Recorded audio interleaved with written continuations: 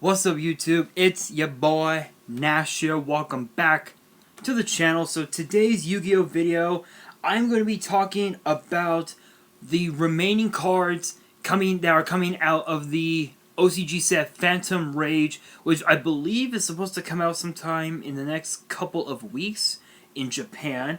And I'm also going to be talking about as well the I'm also going to be talking about the new VJump promo that I had mentioned a while back, Dragunity Goose Arm, and also, if I can find it, excuse me, if I can find it, I believe I said I was going to also talk about,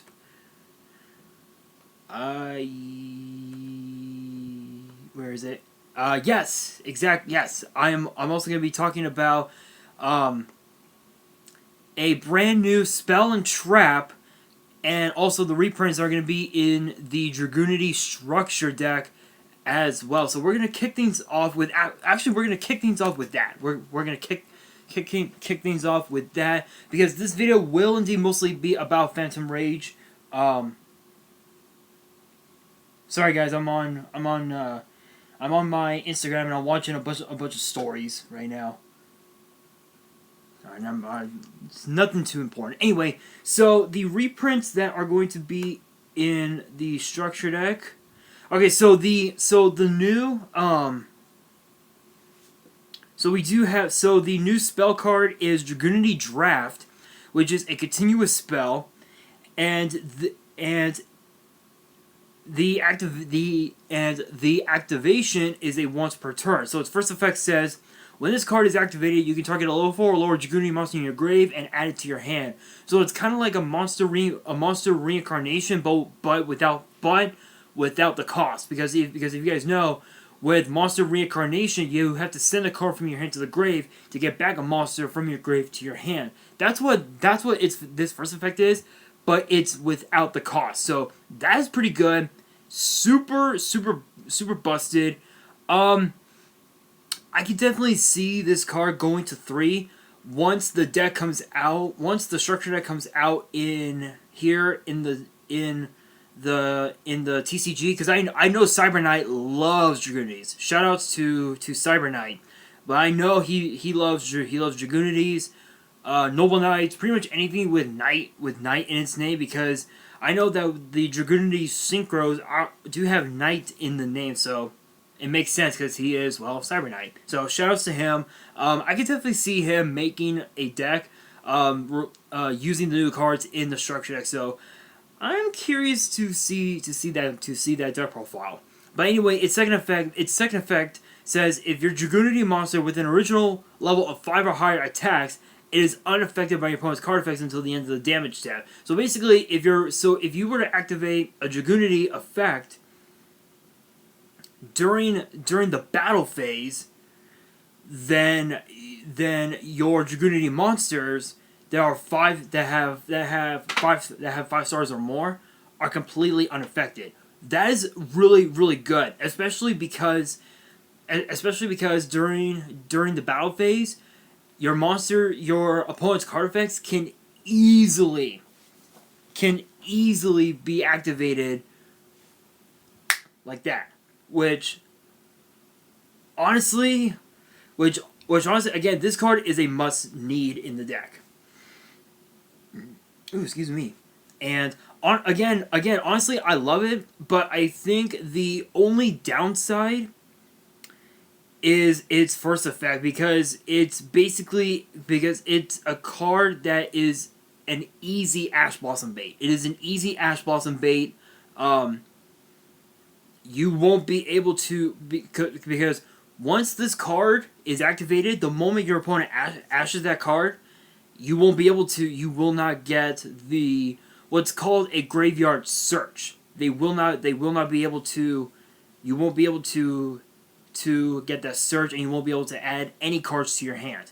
So that's the only downside to it. Other than that, honestly, it's a pretty decent card, pretty powerful. Not as broken as I don't remember. There was another spell that that gave you a surge in the archetype. I don't remember what that is. If you guys remember the card I'm talking about, post in the comments below because I don't remember. I honestly don't remember. But the trap card is a counter trap, and it's called Dragunity Purgatory. In Japan, it's known as Dragunity Void. It is a counter trap, which is a once per turn. When your opponent activates a spell or trap card while you control Dragunity Synchro, negate the activation, and if you do, banish it. Banish that card. Then, if you control a level 10 Dragunity monster, one Dragunity monster you control gains 100 attack points for each card currently banished face up. So, let me just say that that's pretty good. That is pretty good, especially because of the fact that the decks nowadays in today's meta, in today's format, there are so many cards that make you banish your cards face up, and this card will literally be the bane of everyone's existence. Literally. And the craziest part is that this is basically their solemn judgment, so to speak, where if an opponent's card effect gets activated, the activation is negated, and again with solemn judgment, normally the card in question would be destroyed, but with this it gets banished instead, which is pretty good. And then also too, if you control a level 10 Dragunity, which could be a Synchro or whatever, one of your Dragunities gains 100 points for each card banished face up. And I'm not talking about your opponent's cards. It's also yours as well.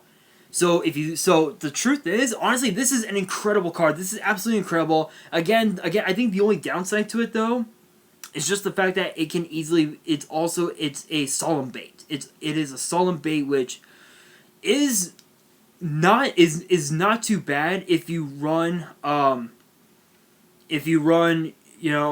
solemn judgment of your own and whatnot. It's not that bad, but I would definitely put this at possibly like maybe 1 or 2, because I really don't see this card getting a whole lot of play in my personal opinion. So that's pretty much it for the new cards. Those are the only 2. As for the reprints, we have here. We have Dragunity Senatus, Dragunity Kus, which I believe that was like one of the more better. That was like one of the more valuable Dragunities in the whole archetype. Blackwing Zephyros, that's an interesting one. World Legacy Guard Dragon, Dragunity Legion, which is their continuous track card. Dragunity Knight Ascalon, Gaybolg, and also Dragunity Knight Romulus. So those are the reprints. I really don't know what else we can expect in the structure deck, but I know that this structure deck, it's gonna be nuts. It's gonna be nuts. I think once the tournaments, organized play and whatnot are able to make its comeback, I can definitely see that the deck be possibly tier 2. I would say tier 2 in my honest opinion. In my opinion, definitely tier 2. Anyway, guys, now I'm going to be talking about speaking of Dragunities. I believe this card will not be in the structure deck because it is a V-Jump promo, so we're probably not going to get it for quite some time. So we finally have its effect, its stats, and everything. It is called Dragunity Guisarm. It is a 3-star wind attribute dragon tuner with 600 attack and 1600 defense. Both of its effects, it looks like they are a hard once per turn. So its first effect says, when this card is normal summon, you can target a level 4 or lower wind, dragon, or wind beast monster in your grave and special summon it, but its effects are negated. So it's basically a Monster Reborn, but you're negating its effects. And then its second effect says, while this card is currently equipped to a monster, you can special summon it. While this card is currently equipped to a monster, you can special summon this card. Okay, so that effect doesn't make sense. Unless if you're yeah, okay, I think I get it now. So if you're unequipping it, if this card is equipped to a monster, you can unequip it and summon it to your field. That is pretty good, especially if you go into like especially if you go into Vajrayana and then get out another monster and then go into something like Borlo Savage Dragon or Crystal Wing or whatever. That's pretty good. That is an excellent card, an excellent one card combo in my honest opinion. So you can so obviously you can if you open up with this card and potentially a Foolish Burial, you can activate Foolish Burial, send one of your 4-star wind monster, winds, dragon, or wind beast monster to your grave. Normal summon this. Get back that monster. Go into the synchro summon. Go into Vajrayana, and then just go balls out. Just go full combo with it.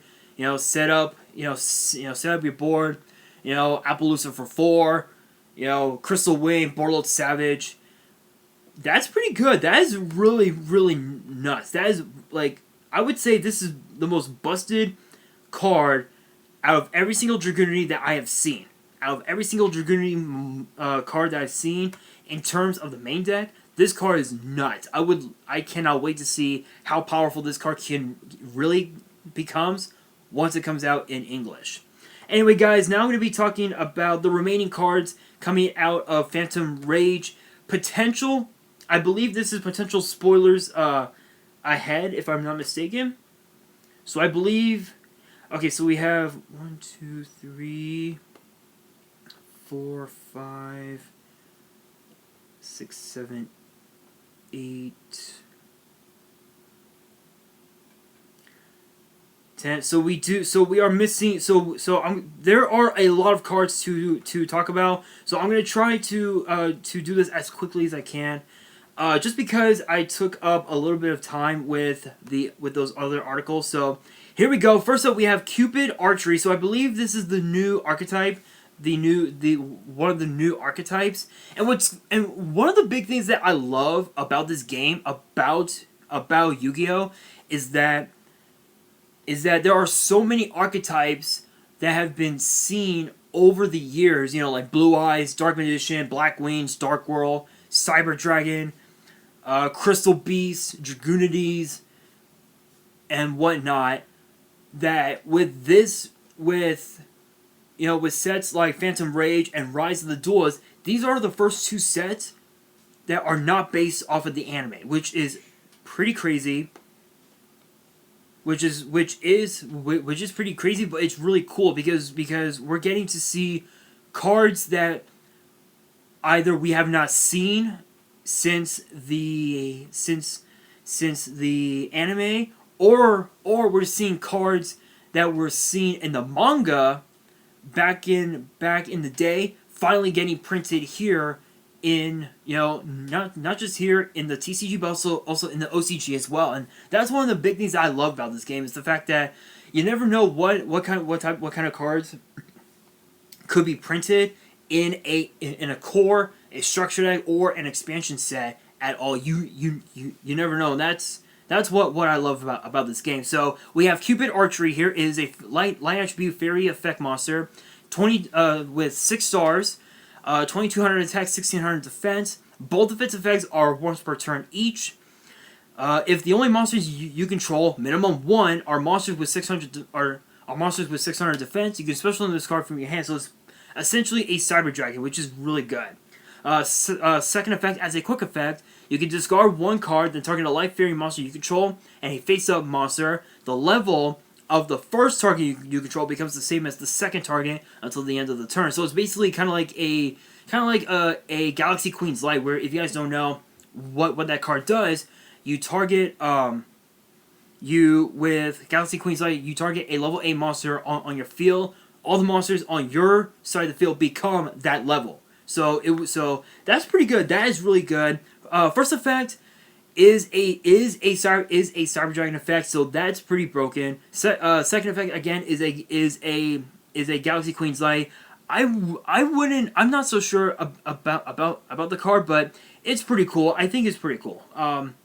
Not much to say about it. Second card is Pluffiness, the Unconventional Commander. Dark Attribute, Fiend. Ooh, okay, my kind of card.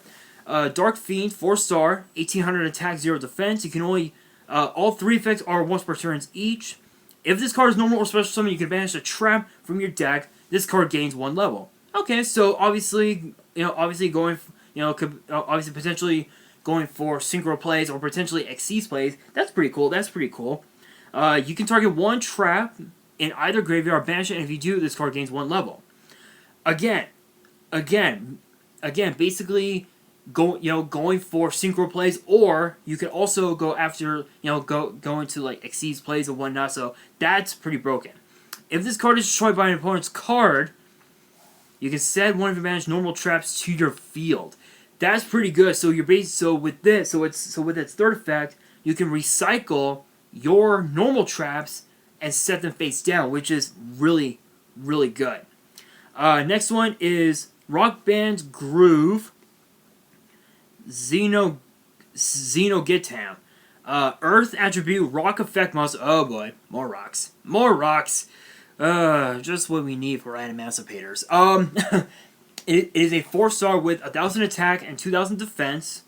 Both of its effects are once per turn each. If this card is sent to the grave, you can target a rock monster in your grave, accept this card, add it to your hand, then place a card from your hand to the top of your deck. So it's basically, I don't know how to describe it. I would say kind of like a duality type of deal where you're putting a card from the top of your deck. It's somewhere along those lines. If this card is banished from your field or grave, you can send a rock monster from your deck to your grave. Nibiru. Literally, you can send Nibiru to your grave. You can send Seeker. What else is there to say about this card? Next up, we have Revenant Running Rampant. It is a normal trap during the main phase. Immediately after this effect resolves, normal summon or set 1 monster. Plain and simple. Exceeds Import. It is a quick play spell. Target 1 Exceeds monster you control and a monster your opponent controls with attack points less than or equal to that to the Exceeds monster. Attach that opponent's monster to your monster as Exceeds material. So it's kind of like it's kind of like an overlay regen, so to speak, but for your own Exceeds monster. So that's pretty cool. Then we have Nezume Hanabi. I believe this is this for the Charmers? I think this might be for the Charmers. It's a 4-star fire beast with 2000 attack, 200 defense. Cannot be used as material for Fusion, Synchro, Exceeds, or Link. 3 effects. If this card is normal or special summon, place 6 counters on this card. Okay, so basically counter. So it's a counter card. Okay. Once per turn, during your end phase, switch control of this card to your opponent. So kind of like a creature swap, so to speak. Once per turn, if this card with its counters on it switches control, roll a 6-sided die and remove its counters from this card equal to the die result, or all of them if there are less. If all of this card's counters are removed by its effect, destroy, and if it is destroyed, you take 2000 damage. Ooh, so it's basically a it's basically a ticking time bomb, but for you, not your opponent. That's nutty. Next up, we have Gluttonous Fish Greedies. 3-star Water Fish Tuner. 1000 attack and defense. First effect is a once per turn. You can target a sea serpent, or aqua monster in your grave with a level less than or equal to the number of cards in your opponent's hand. Special summon it, but it cannot activate its effects during this turn. Okay, so it's kind of like so it has a really interesting special summon effect, so that's pretty cool. If this card is sent to the grave as a synchro material, you can have the synchro monster that use it as material gain 200 points. Attack and defense for each card in your opponent's hand. Again, extra attack points. That's pretty good. I would say this could be used for like for possibly like frogs or also mermaids. So that's pretty cool. And then the last one here we have Magical Broker, which is a 3-star dark spellcaster, 1500 attack, 200 defense. Second effect is a once per turn. First effect says cannot be destroyed by battle or card effect while you control a continuous spell or trap. So basically you're protecting so this card is protected. Oh, something happened to my TV. All right, never mind. Yeah, that doesn't matter. Second effect says during your opponent's turn, as a quick effect, you can send a face-up continuous spell or trap you control to the grave and draw 1 card. So it's essentially a +1.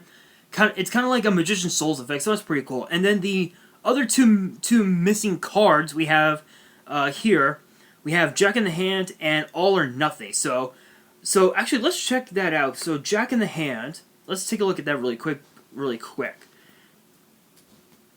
I believe it is here.